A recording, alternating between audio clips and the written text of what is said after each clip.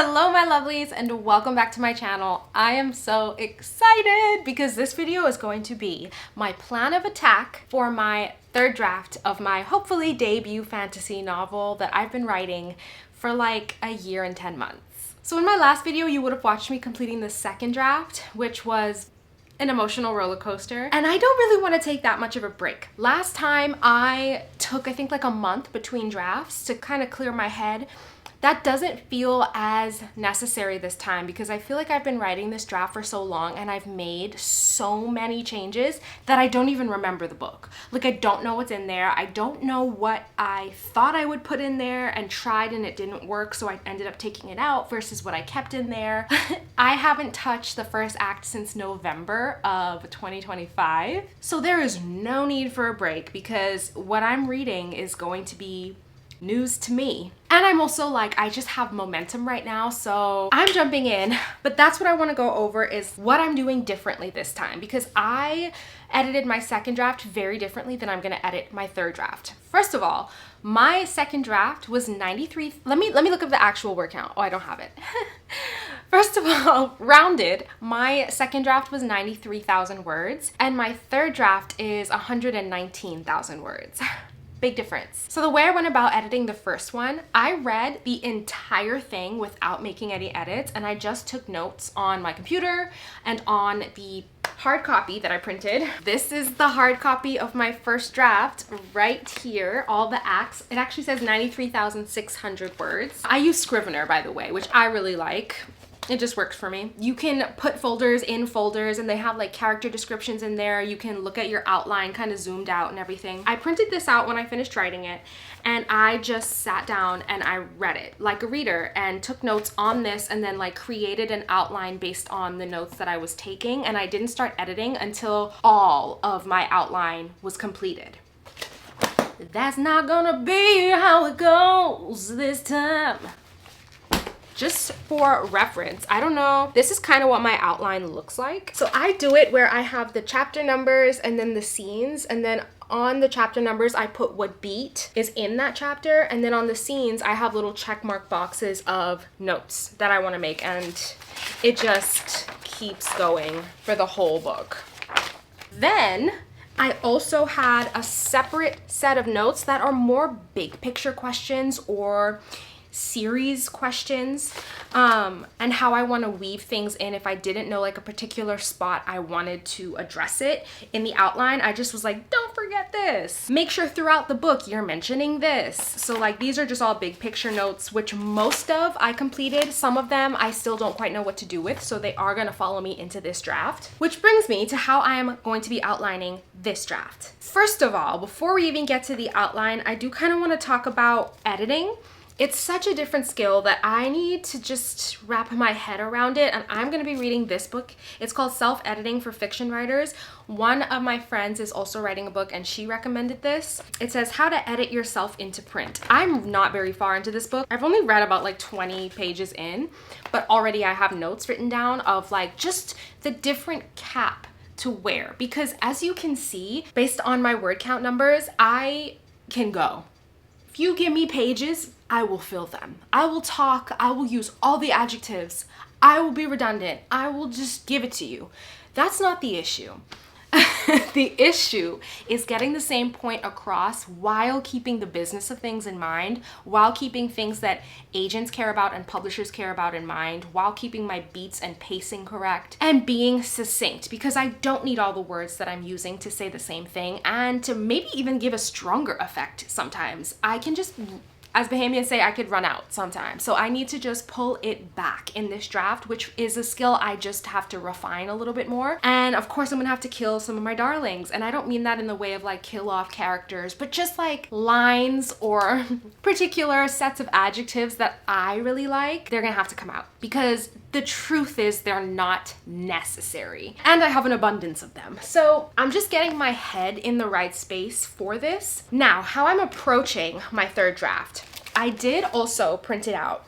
This looks smaller than my second draft. Well, was this, my first draft, which became my second draft, and this is my second draft, which is becoming my third draft. I hope that makes sense.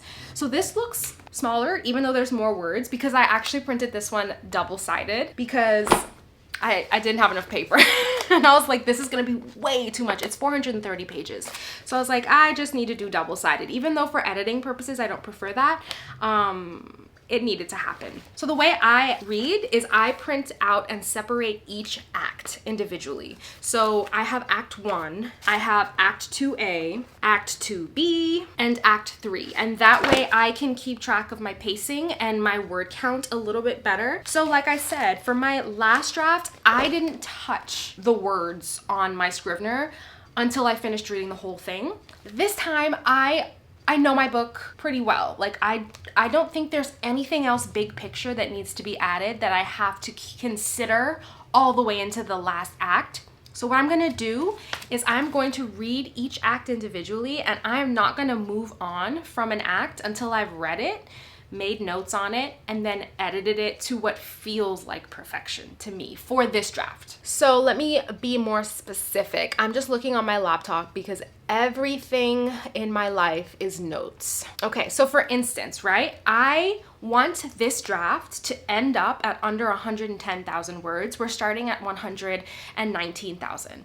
So the way that works for my pacing, I go by the Save the Cat Beach just loosely, and to hit my pacing in the way that feels right for a book that's going to end up at 110,000 words, my Act 1 needs to be 22,000 words, Act 2A and B both need to be 33,000 words individually, and then Act 3 again needs to be 22,000 words. Currently, my Act 1 is almost 30,000 words.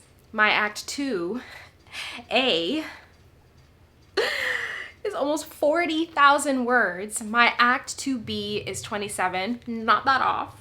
And my Act 3 is 21,000 words. As you can see, my book is very front-loaded. If I have to just look from the outside in, that to me says that I am giving a lot of exposition instead of incorporating some of my world building throughout the book and giving you nuggets over time. I'm just kind of like dumping it in the first half of the book essentially. So that is where I need to smooth my pacing out, and that's just without me reading it all the way through what my word count alone is telling me. And then for instance, like Act 2B is supposed to be around 33,000, but it's actually only 27,000 words. So I have some that I need to take out in the front and find a way to fill it in the back end for my pacing. So because I know all of that and I can keep all of that in mind, I can go into reading each act and going, okay, what am I telling that I can be showing in this act? What am I saying instead of exemplifying?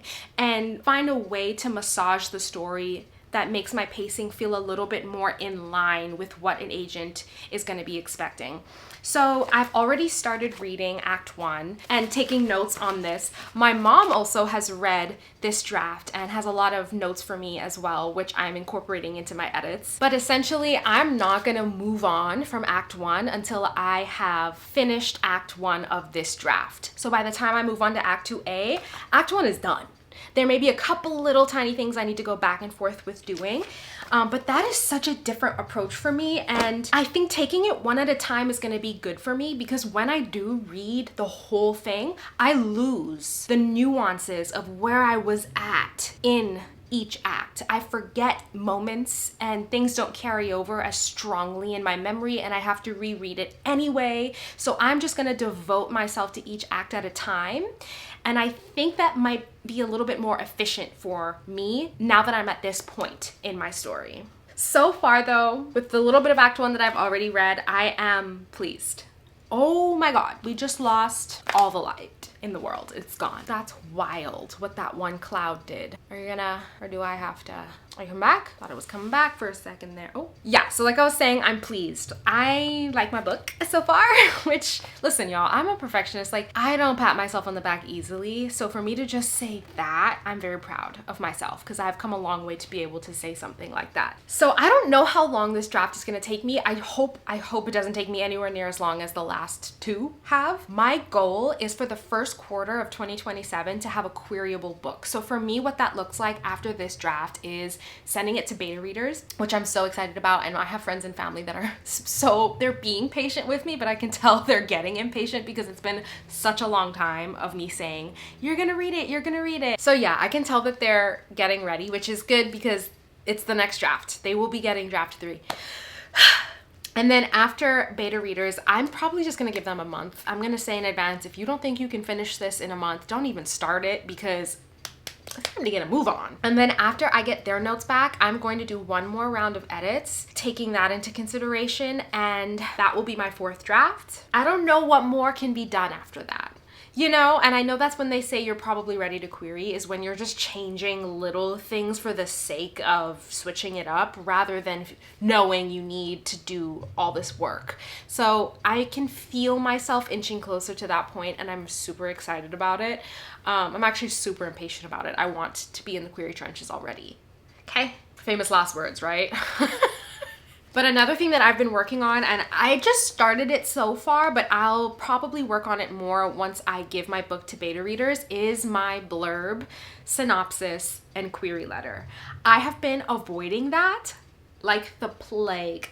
I've just been so intimidated by summarizing my book. Because as you can see, I've still been pouring so much of myself out into it. I mean, between the first draft and the second draft, I thought I would add maybe 10,000 words, and I ended up adding like 27,000 words. Is that correct? 26,000 words. For me to be in that space and to think about something like a blurb, I was just so overwhelmed. Like, you want 2 sentences? You want an elevator pitch?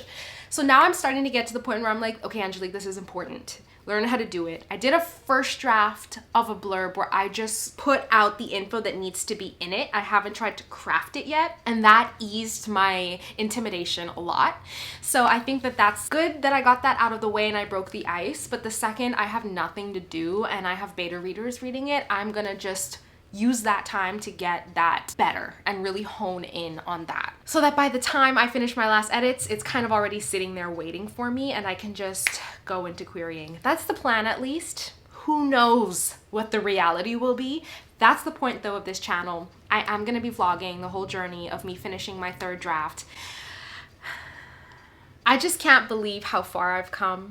Oh my goodness, I still didn't say anything about my book. You guys, I need to do better at this. I need to, like, the second I start talking, introduce what my book is. It is a new adult fantasy that has elemental magic and is dual point of view. It follows 2 women as our main characters. Like I said, I'm still working on an elevator pitch, but that is what you should expect. It's dark, it's gothic, and it follows some themes that are incredibly important to me, including discrimination, sexism, prejudice, sexuality, and self-discovery. I poured my heart out into it. It's the kind of book I want to read. That's why I wrote it. But I have come so far since I thought of this idea. I've said this a couple times. I was not very happy when I realized that I was going to be writing a book. And I know that sounds crazy because it's completely up to me, but it didn't feel up to me. It felt very much, oh my God, these clouds are out to get me. Oof, girl. It felt like an obligation, like a burden, and it scared the living daylights out of me that I had to learn this craft. And I just felt like the story was in me fighting to come out, and I got super anxious about it at first.